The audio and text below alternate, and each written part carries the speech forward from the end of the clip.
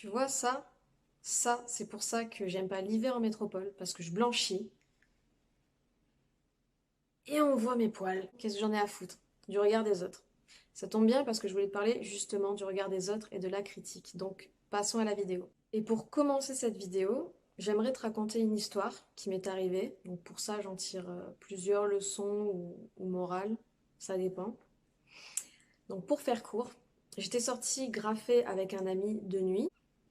Le lendemain, donc, tout se passe bien, j'ai pas de nouvelles, tout ça. Bon, je vais peindre avec mon cousin et je reçois un message d'une personne, dont je ne citerai pas le nom, qui me dit, oui, parce que je vous lis le message quand même, je les ai gardés, je trouvais ça très important, parce que cette expérience, j'étais fière de la réaction dont j'avais vis-à-vis de cette personne qui, pour moi, a eu une critique que je trouve négative. À vous d'en juger après, hein. C'est peut-être moi qui me fais des films, mais voilà, donc je te lis son message.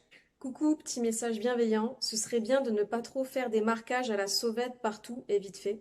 Ça mérite d'être travaillé et réfléchi, pardon, en fonction du lieu. Donc, en gros, il me dit qu'il a vu à tel endroit et c'est dommage parce que ce qu'il a pu voir de mes travaux en termes de dessin, il y a un travail très fin et ça, pour lui, c'était trop à la va-vite, trop pâté. À réception de ce message, je l'ai un peu mal pris, j'avoue, mais j'ai essayé d'être posée et bienveillante. Je me suis dit, c'est peut-être moi qui me fais des films, parce que on a tendance, face à la critique, à s'énerver, à s'offusquer. J'ai dit, attends, pose-toi, réfléchis, réponds. J'ai répondu à cette personne de la façon la plus posée possible, même si ça m'avait piqué un peu dans mon ego, je l'avoue. Je dirais que c'est normal, après je suis humaine, je suis pas parfaite. Je lui fais comprendre que malgré son message, il a vu mon graffiti. Il a pris la peine et le temps de m'écrire. Donc mine de rien, tu vois où je veux en venir, c'est que ça l'a marqué. Il a pris le temps de m'écrire pour me dire qu'il n'avait pas l'air d'aimer. Il n'était pas obligé de le faire. Donc je lui souligne ça. Je pense que ça lui a pas plu parce qu'il m'a répondu. Du coup, je retiens, je l'ai vu, mais moi, ça pollue mon champ visuel.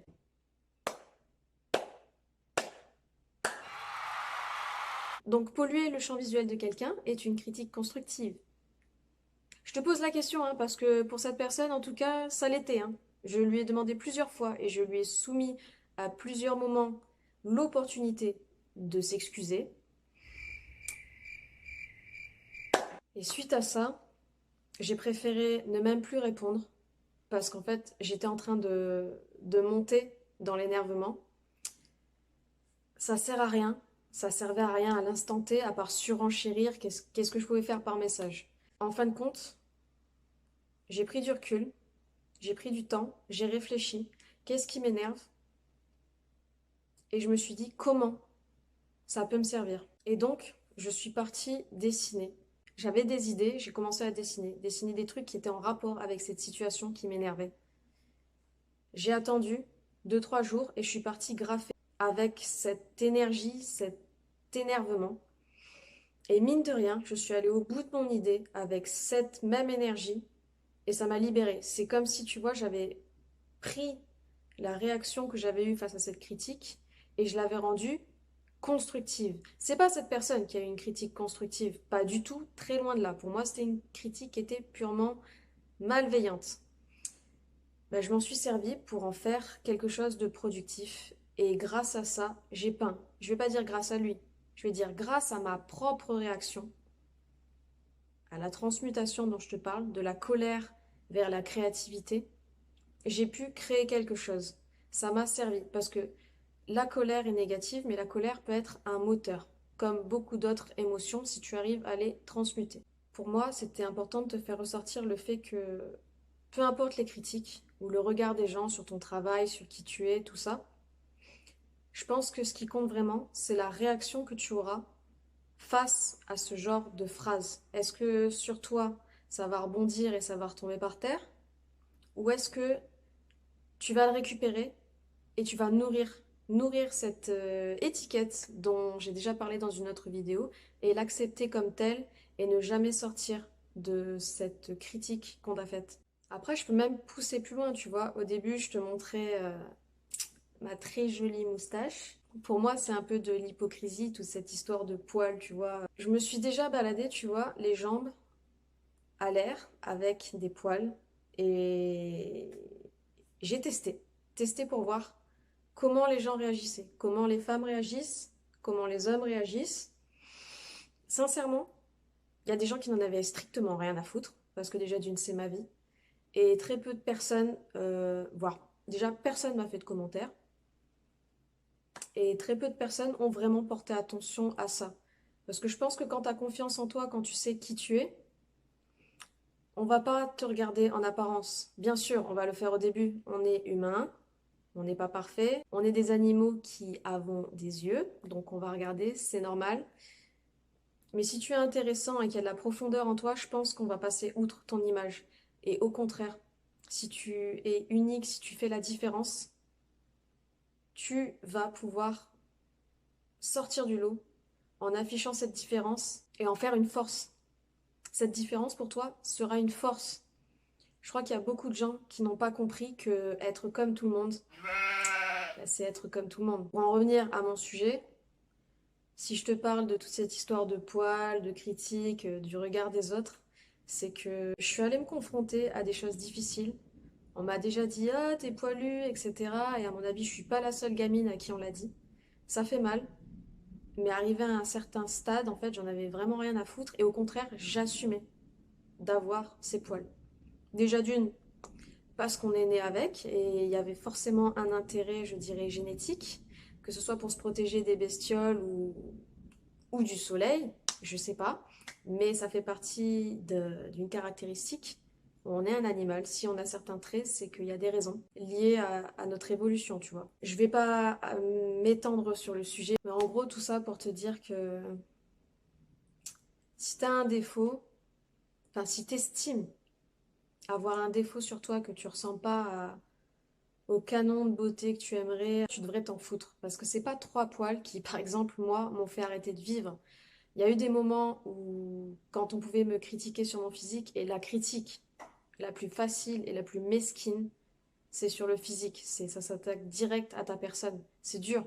Et tu peux pas forcément changer ta personne à moins de recourir à de la chirurgie. Il va falloir être plus fort, être très fort dans ta tête, mentalement, pour arriver à passer outre à toutes ces critiques. Et si je pousse plus loin le raisonnement encore, je dirais que justement toute la société, je parle de notre société occidentale, joue sur la critique et sur la peur, sur le regard des autres, pour t'empêcher d'être qui tu es vraiment. Parce que c'est tout bête, mais en me confrontant à des filles, à des amis, il suffisait que j'avais quelques poils sur les jambes pour qu'elles me disent ah, mais pourquoi tu t'épiles pas? Pourquoi tu fais pas ci? Pourquoi tu fais pas ça? Mais tu sais, ah non, mais moi les poils, je les aime pas, je trouve ça moche, ça fait sale. Ah bon, tu trouves ça moche et sale? Et quand tu regardes un homme que tu l'apprécies, qu'il a des poils, tu trouves pas ça sale. Je trouve ça complètement hypocrite. Mais c'est une autre histoire. Je te parle du fait que la société nous ancre des croyances dans l'esprit et elles en font leur propre réalité. Je dis pas aux filles d'arrêter de s'épiler, tout ça, mais il y a certaines qui en fait sont dans l'extrême dans leur tête comme pour le maquillage, à tel point qu'on ne sait même plus à quoi elles ressemblent, ou elles ne se ressemblent même plus quand elles sont maquillées. C'est une autre personne, c'est un masque. C'est comme si elle enlevait quelque chose et elle le reportait. Moi, là, t'as vu ma gueule, là, pas de maquillage. Si je me maquille, je le fais à peine et ça passe. Je vais pas te mettre 10 tonnes de maquillage et je m'assume très bien sans maquillage. Mais encore une fois, tout ça, je pense que c'est lié à la confiance en soi. Et donc, forcément, la critique, elle est difficile à accepter quand on n'a pas confiance en soi. Donc, soit tu te fais critiquer énormément, t'encaisses, tu deviens plus fort, soit tu te fais critiquer et tu portes un masque, littéralement, parce que c'est ton seul moyen d'arriver à te réconforter, d'affronter ça. Et concernant les gens qui critiquent, parce qu'il y en a beaucoup, et j'en entends beaucoup, je pense que vous avez un problème d'estime de vous, et du coup, forcément, faut critiquer les autres pour se sentir mieux. Tu vois, c'est rabaisser pour se valoriser. Et je sais que tu sais. C'est ça le pire. C'est que vous savez, mais vous le faites quand même. C'est facile de critiquer, c'est facile de rabaisser. Plutôt que de discuter de réelles choses, tu vois, qui t'intéressent, qui te passionnent, non, t'as trop peur de montrer qui tu es, au risque qu'on te critique. Du coup, tu vas critiquer quelqu'un d'autre pour un peu fuir quelque part la personne que tu es. Il y a, il y a des schémas, il y a quelque chose. Je trouve intéressant le personnage qui critique, tu vois, c'est... Psychologiquement, je pense que c'est un cas quand même. Parce que si tu critiques, c'est que tu es vachement dans une zone d'insécurité pour pouvoir te rassurer de cette façon. C'est incroyable. Bref, salut à tous ceux qui critiquent. Et puis, j'ai même pas envie de vous dire, d'ailleurs, je l'ai même pas dit dans la dernière vidéo, j'ai même pas envie de vous dire abonnez-vous, likez, partagez, parce qu'en fait, je m'en fous. Il y a tout le monde qui le dit déjà. Je pense que ça fait, je sais même pas depuis quand YouTube existe, ça se trouve, ça fait déjà 10 ans, facile. Je ne compte plus les années parce que sinon ça me vieillit. On a compris. On a compris le concept. Il faut aimer, liker, partager.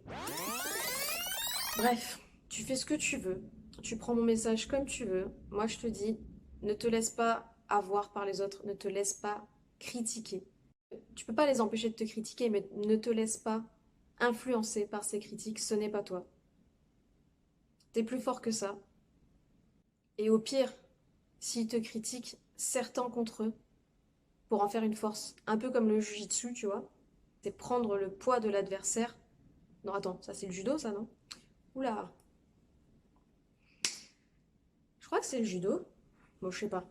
Bon, bref, c'est récupérer le poids de son adversaire pour s'en servir contre lui. Je sais, j'ai fait une parenthèse, j'ai décidé de me livrer un peu sur, par exemple, la question des poils, mais je trouve ça très dérangeant dans une société qui critique sa société, en fait. Je comprends pas. On devrait tous pouvoir se sentir libres et ce n'est pas le cas. Il y a une forme de sexisme à travers les poils et c'est important d'en parler. Chacun fait ce qu'il veut de sa vie. Ça, c'est important.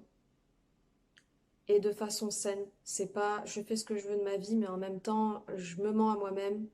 Je copie les autres parce qu'ils font les choses comme ça, par intérêt, donc je vais le faire aussi parce que j'ai des intérêts derrière.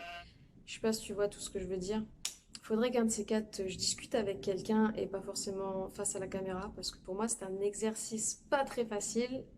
Je, j'essaie de m'améliorer, de faire mieux, mais je dialogue mieux avec quelqu'un en face de moi. Bon, là, en l'occurrence, si tu regardes, tu es en face de moi, mais on n'interagit pas ensemble et je trouve que c'est beaucoup plus simple et logique et humain de discuter avec quelqu'un en face, tu vois.